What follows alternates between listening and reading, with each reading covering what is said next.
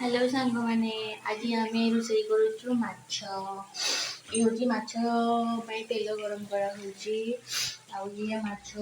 मसला कर मैरिनेट करके रखाही सब मसला पका हम आटा हूँ स्पेशल माछ चर्बी यहाँ हूँ मो डॉग पाई आटा किचेन देखु एटा मोर किचेन ये मो जा आम दिज मिसिक रोषे करूँ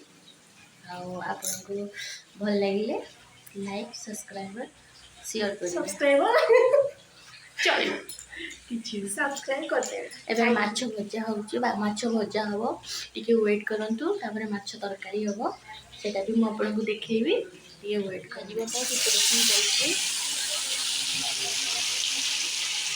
ना तो सोरिष बटारे माछ भजा सइलानी एबे माछ बेसर हबो दियाला लंका पाउडर। अच्छा कौन देल टिके कह अच्छी लंका पाउडर सोरिष बटा अदा लसुण प्याज कच्चा लंका पेस्ट दिगला नाली मिर्ची गोटे चम्मच लाल मिर्ची हलदी गुंड गोटे चम्मच 1.5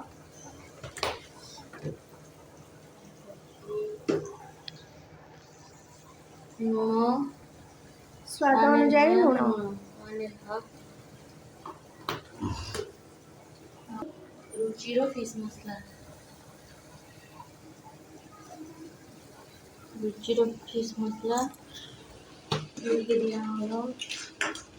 कैच पाउच गरम मसला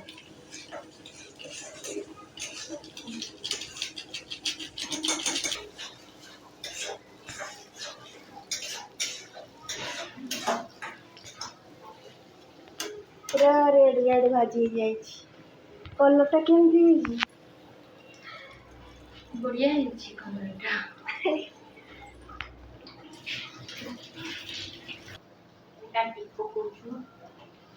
क्या माछ सब भल लगे कमेंट रे कहिबे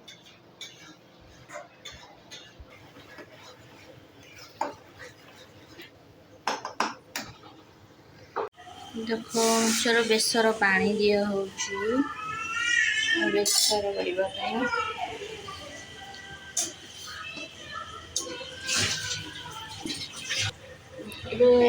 धनिया पत्र पड़ुची बेसर झोल कि खाइब आसरे बेसर झोल होईची कच्चा लंका काटी पकाउछु गोटा कच्चा लंका नहीं राग है बास्ना हवा पई एटा बास्ना हबो टिके लुण टिके चाखी दवा केमती हेची चखी दियो एबे खाली जहाँ माछ पड़ियार बाकी अच्छी आउ सब खत्म हो गला तरकारी फुटी गले माछ पड़िबो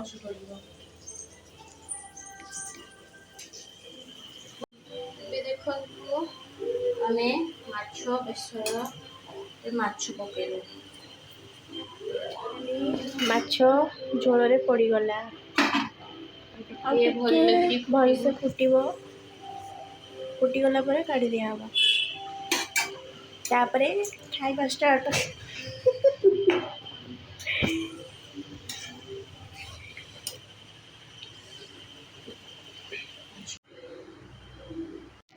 सांग माने आम तरकारी रेडी तो आपण मानक जदि आम वीडियोटी भल लगी ताले लाइक एंड शेयर सब्सक्राइब